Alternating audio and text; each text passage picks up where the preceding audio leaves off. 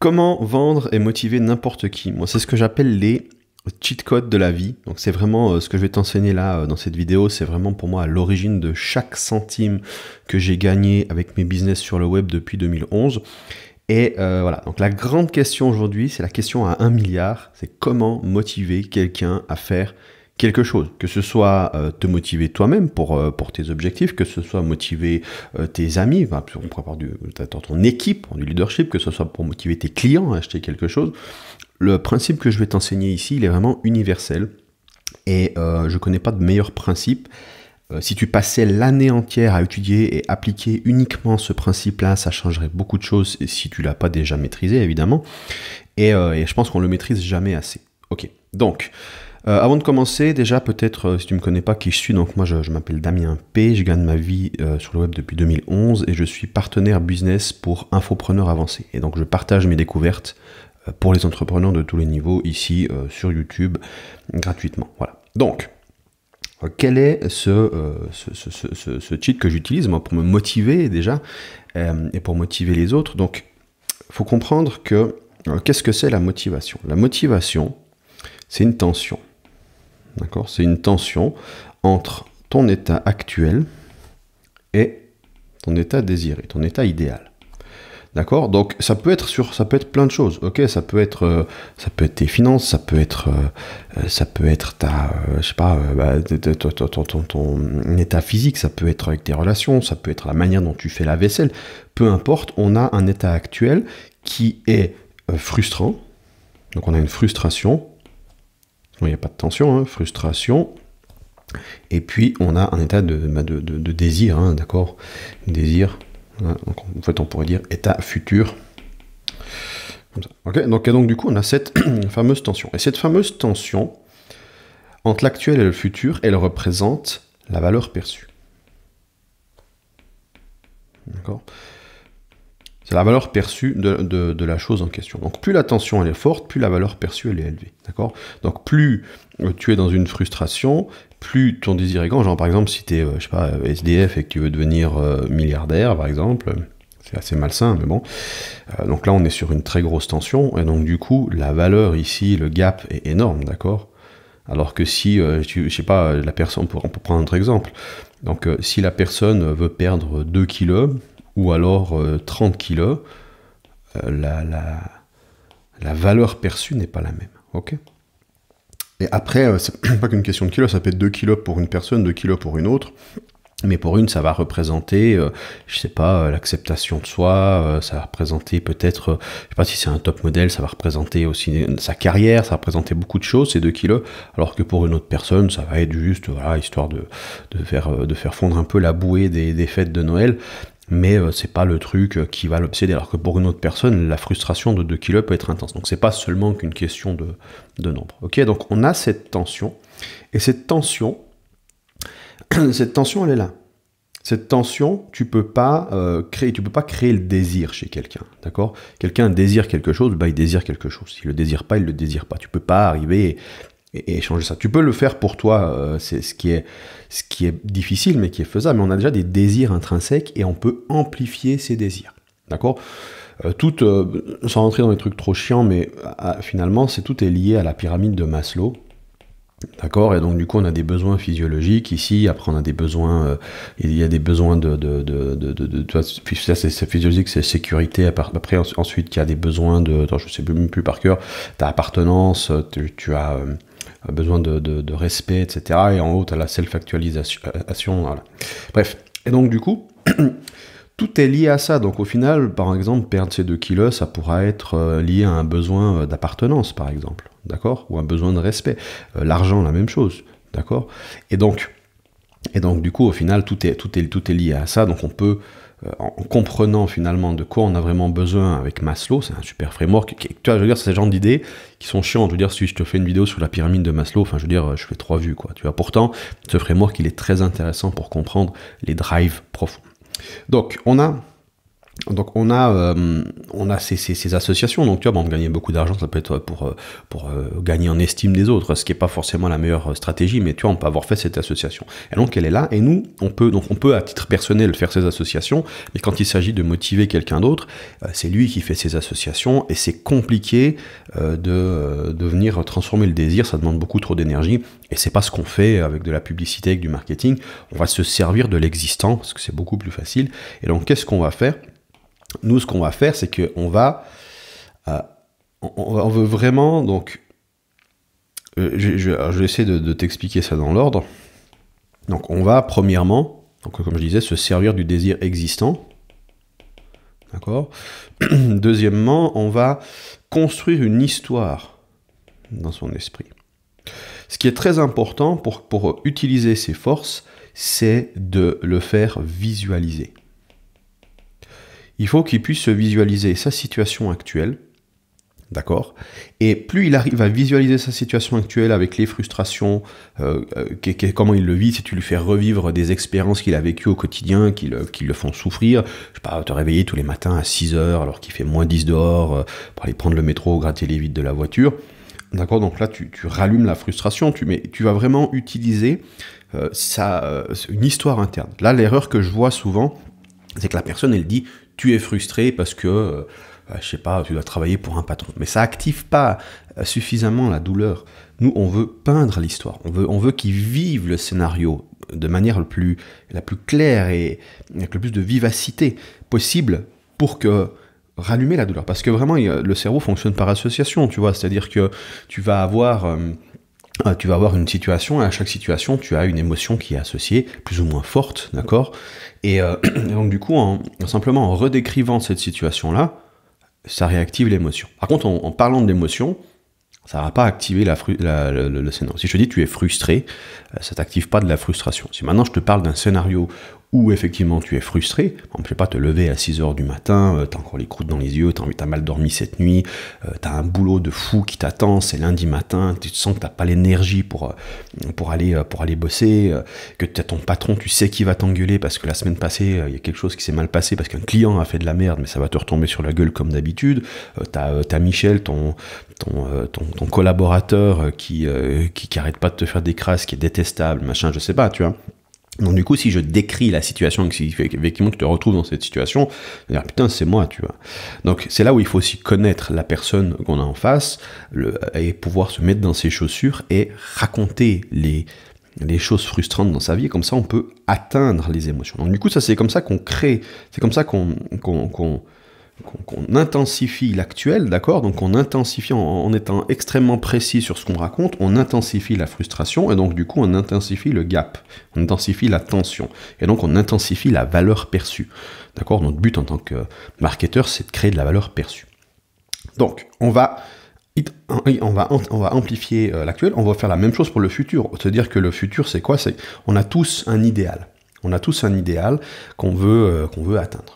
Et quand on a atteint, si on l'atteint, on en aura un autre, d'accord ? Et on est toujours dans une frustration éternelle de ne pas être l'idéal, de ne pas être la personne qu'on voudrait être, ce qui est plus ou moins sain en fonction de la tension, évidemment. Puis si la tension est trop forte, tu risques d'être vraiment malheureux, mais si tu as une tension intéressante, ça va te donner un challenge et ça va donner un sens à ta vie. Donc, on a cette tension future, et la même chose, je veux dire, la personne a déjà une image dans sa tête. Par exemple, en business, la plupart des gens, ce qu'ils rêvent, c'est pas de conduire une Lamborghini. La plupart des gens, ce qu'ils rêvent, c'est de s'échapper de leur emploi, et de pouvoir voyager, de pouvoir avoir du temps pour leurs enfants, pour avoir du temps pour leurs passions, pour leurs hobbies, pour pouvoir occuper leur journée, pour pouvoir se détendre, pour pouvoir sortir de ce métro boulot dodo. C'est ça la vision de la plupart des gens en business sur Internet. Et donc du coup, on peut vraiment décrire, on peut vraiment créer une scène où la personne, elle a effectivement atteint cette étape-là, d'accord ? Et donc, on intensifie le désir, on intensifie la frustration. Donc du coup, on tire d'un côté et on tire de l'autre. Après, on peut encore aller plus loin, on peut encore amplifier plus en disant la situation actuelle, donc tu vis ça, voilà comment ça va devenir pire. Ok ? Et ici, le désir, voilà comment ça va être encore plus, d'accord? Donc non seulement tu vas atteindre ça, mais une fois que tu auras atteint ça, contrairement à un emploi, bah, tu vas avoir le luxe de pouvoir casser un palier suivant, puis un palier suivant, et tu vas pouvoir le faire en challenge. Donc du coup, ça va te driver, ça va te donner un sens, et tu n'as pas de limite à combien tu peux gagner par mois, ça dépend juste de la volonté que tu as à mettre. Tu vois, donc on pourrait peindre ça, ou alors si quelqu'un qui perd du poids, on pourrait lui dire, ben voilà... je sais pas, une fois que tu as atteint ton poids de santé, tu vas avoir plus d'énergie, tu vas avoir ça aussi qui va se passer, ce qui va changer ton image de toi, ce qui va rendre encore plus facile le truc, ce qui va te permettre ensuite, je sais pas, d'atteindre une meilleure carrière parce que parce que toi, tu peux ensuite lui montrer qu'il va avoir une meilleure image de lui, il va prendre des meilleures décisions, il va agir plus dans son intérêt, donc du coup, il y a un effet boule de neige positif et tu vas lui montrer que c'est juste le point de départ de sa nouvelle vie que d'atteindre cet idéal-là. Et donc, du coup, on amplifie encore plus en extrapolant, on intensifie encore. Voilà. Donc, l'important, c'est ça, c'est tirer, c'est créer cette tension. Donc, vraiment, histoire. Faut pas oublier histoire. Donc, il y a l'histoire, ce qui est très intéressant, c'est qu'il y a un cycle dans l'histoire, c'est que le héros, il part d'une situation frustrante, il a un appel à la quête, il a quelque chose qui le démange, il trouve des ressources pour résoudre son problème, d'accord? Et donc du coup, il est transformé, et ensuite, il va vaincre, je fais ça très vite, il va vaincre le monstre, d'accord? Et il va retourner à sa situation, et donc du coup, là, il y a les conséquences, donc le changement, la personne, ce qu'elle est devenue, d'accord? Donc on a vraiment la situation ici, futur, la situation désirée, et là, avant, et dans cette situation-là, ce qu'on appelle le setup, en storytelling, ici, on a la situation actuelle, avec la frustration, avec quelque chose, donc il a sa vie, il a sa petite routine, mais il y a quelque chose qui ne va pas, et donc la quête l'appelle, en fait, à venir résoudre ce problème-là, et donc du coup, il se retrouve dans l'inconnu, ici, il a une bataille, avant de revenir transformé, et d'avoir enfin... Donc ça, il retourne à sa même vie d'avant, mais il n'est plus le même, il a quelque chose en plus, il est plus la même personne, il y a une facilité qui s'est installée qu'il n'y avait pas avant dans son quotidien. Tu peux le voir dans tous les films. Et c'est très intéressant parce qu'une histoire, elle comporte tous les éléments de persuasion, et donc créer une histoire, c'est la meilleure manière d'amplifier cette tension. Ok, donc on voit, donc si la personne peut observer son héros faire quelque chose, elle va s'identifier, elle voudra faire la même chose, d'accord? Donc on appelle ça d'ailleurs le désir mimétique. Voilà, on désire les mêmes choses que les gens autour de nous. Voilà. Donc histoire, très important, j'insiste parce que souvent c'est là que ça pêche, c'est que la personne elle a juste tendance à décrire les émotions ou décrire les choses de manière très factuelle, alors que non, on veut créer une histoire. Voilà. Troisième point, il faut que l'histoire elle soit crédible. Voilà. Ça c'est encore un autre problème des plus importants, c'est que quelqu'un qui te fait une promesse, mais que derrière il n'a pas l'autorité pour faire cette promesse, qu'il n'y a pas les preuves qui suivent, il n'y a pas les témoignages, il n'a pas d'appui scientifique, lui-même il n'a peut-être pas obtenu le résultat, il n'y a pas de crédibilité. Et donc s'il n'y a pas de crédibilité, pourquoi la personne croirait en l'histoire? D'accord? Donc vraiment pour moi on va dire ça comme ça, promesse ou bénéfice, hein, promesse fois crédibilité. Je veux dire, un excellent copywriter ou un vendeur ou un marketeur, il sait qu'il fera jamais une promesse plus forte que ce qu'il peut prouver. Il va essayer même d'avoir de quoi prouver beaucoup plus que ce qu'il promet. Il y a Eugene Schwartz qui disait qu'une demi-promesse ultra crédible ira toujours beaucoup plus loin que toutes les promesses grandiloquentes qui manquent de substance, qui manquent d'évidence.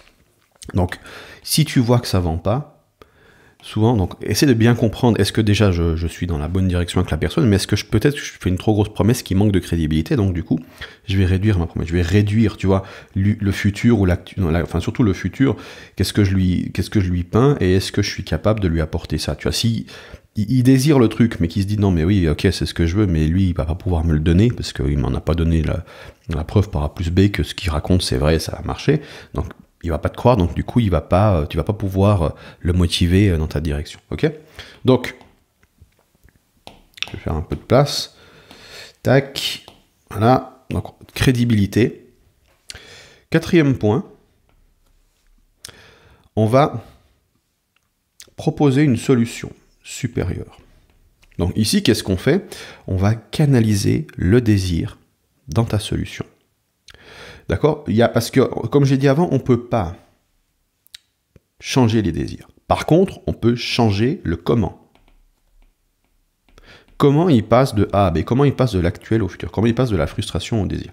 Et la solution que le client ou que toi, tu choisis, tu engages, dépend de tes croyances. Tu vas choisir systématiquement la solution qui te semble la plus rapide, facile et probable. D'accord? Donc, pourquoi, si tu penses qu'il y a un moyen plus rapide, plus facile et plus probable de le faire, pourquoi tu prendrais une autre solution? D'accord? Donc, si tu prends une autre solution, c'est que viscéralement, tu es convaincu que l'autre manière de faire, elle est peut-être moins risquée, ou elle est, tu vois, je veux dire, le moyen le plus rapide et facile de s'enrichir, ça reste l'entrepreneuriat, mais c'est pas forcément le plus probable, d'accord? Il y a des risques avec l'entrepreneuriat. Je veux dire, 8 entreprises sur 10 échouent. Donc, peut-être que tu dis, ok, c'est ça la voie, mais en même temps, si je fais un job, que je travaille 40 heures par semaine, bah, j'ai plus de probabilité de gagner de l'argent que si je lance mon business, d'accord? En tout cas, à court terme. Ok, donc du coup, tu vois, c'est ces trois variables qui font que est-ce que je prends cette solution, est-ce que je prends cette solution, et donc du coup, ton travail, ça va être de canaliser son désir dans ta solution, de dire, ben voilà, jusqu'à maintenant, tu as fait X, tu as fait Y, tu as fait Z, mais en fait, la meilleure manière de faire, c'est ça. Parce que, voilà. Et donc du coup, tu fais un recadrage. Je lui explique pourquoi tout ce qu'il a testé avant ne fonctionne pas, et pourquoi ta manière de faire, c'est la bonne solution. Ce qui est même aussi au point 5 qui est lié, c'est que tu veux supprimer les obstacles. D'accord? S'il y a quelque chose de douloureux, de long, de compliqué à faire dans le comment pour obtenir ce qu'il veut, bah tu trouves un moyen de retirer ou de supprimer, donc tu veux rendre plus rapide, plus facile et plus probable. Donc s'il y a quelque chose à sacrifier, tu essaies de faire en sorte qu'il ne le sacrifie pas. S'il y a un effort à faire, tu essaies de faire en sorte de diminuer l'effort, etc. Après, on a toute une... Ici, on a toute une problématique qui est de l'ordre du côté sain de la chose. C'est-à-dire que le comment, tu veux perdre du poids, le comment, c'est quoi? C'est manger moins, bouger plus. Et même manger moins, c'est pas la bonne chose. C'est manger mieux plutôt. Parce que manger, restreindre les calories, ça marche pas. Ça diminue en fait ton métabolisme. Et donc du coup, c'est comme si tu dis, ok, je veux m'enrichir, donc je dépense moins d'argent. Le problème, c'est que tu te mets à en gagner moins aussi. Donc du coup, tu vis plus dans la pauvreté, mais tu gagnes pas plus d'argent. Tu vois, c'est un peu, voilà. Donc là, c'est la même chose avec le métabolisme. Bref. Donc le truc, ce que je veux dire, c'est que il y a les solutions évidentes, qui sont pas sexy, et derrière, il y a les solutions en marketing, genre, prends une pilule et tu vas perdre 1 kilo par semaine, tu vois. Maintenant, il y a ces injections, au semaglutide, des trucs du style, et c'est plus facile, c'est plus rapide, c'est plus facile. Donc pourquoi est-ce que je ferais du sport? Pourquoi est-ce que je mangerais mieux si il me suffit de m'injecter toutes les semaines un de ces trucs? Après, au niveau de la santé, voilà, au niveau de l'efficacité, voilà. Donc, le problème, c'est ça, c'est que les gens ont tendance à acheter toujours les trucs les plus faciles et rapides, mais qui sont pas forcément, selon leurs croyances, mais qui sont pas forcément ce dont ils ont besoin. C'est d'ailleurs comme ça qu'on développe un syndrome de l'objet brillant. Okay. Voilà, donc ça, c'est toute une tension. J'ai pas de réponse absolue à te donner dans cette vidéo aujourd'hui, mais pour prendre conscience du truc, on a ce problème à ce niveau-là. Ok. Voilà, donc en gros, le système, il est là.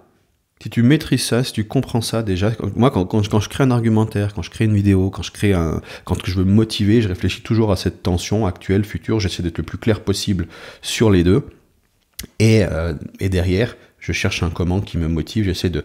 Tu vois, quelles sont les bonnes croyances à adopter pour passer de l'avant à l'après? Donc, à titre personnel, si tu veux sortir de l'objet brillant, si t'es dans l'objet brillant, c'est qu'à quelque part, t'as une croyance que la manière qui t'est vendue, c'est vraiment celle-là qui va marcher.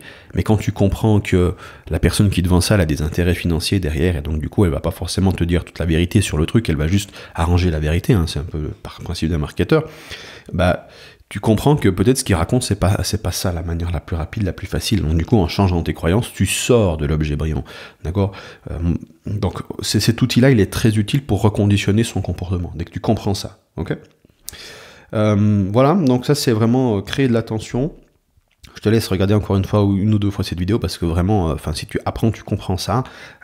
Tout le reste, après les templates, les machins, enfin, les autres techniques viennent se greffer autour de cette idée-là. Moi, vraiment, j'ai rédigé une page de vente. La première chose qui m'intéresse, c'est comment recabler les croyances de la personne pour qu'elle comprenne que ma solution, c'est la plus facile, la plus rapide, la plus probable d'obtenir l'objet de son désir. C'est vraiment la vente, c'est ça, en fait. D'accord ? Quand une personne a une objection, c'est juste qu'elle a une objection vis-à-vis de ta solution. C'est-à-dire que non, c'est pas la plus rapide, non, c'est pas la plus facile, non, c'est pas la plus probable. D'accord ? Non, c'est pas la plus accessible. Peut-être d'autres frictions. Tu vois, il y a peut-être une certaine peur d'être du ridicule, ou je sais pas, il y a mille frictions, mais il y a un obstacle vis-à-vis, donc elle a une croyance qui fait que elle pense que c'est pas la solution la plus efficace pour elle. Et donc, la vente, c'est casser ces objections, c'est créer les bonnes croyances pour canaliser le désir, canaliser ta solution, canaliser le désir dans ta solution. Comme ça, je désire ça, et la solution de Michel, c'est ce dont j'ai besoin pour obtenir ça. Donc j'achète la solution de Michel, donc je regarde les contenus de Michel. Voilà. Je te laisse là-dessus, je te souhaite une magnifique journée, on se retrouve dans une prochaine vidéo. N'hésite pas, si tu as aimé cette vidéo, à t'abonner. Il y a aussi un lien dans la description, j'ai une newsletter où je donne d'autres informations comme celle-ci, d'autres conseils comme ceux-ci. Je te souhaite une magnifique journée, et puis je te retrouve dans une prochaine vidéo. Salut!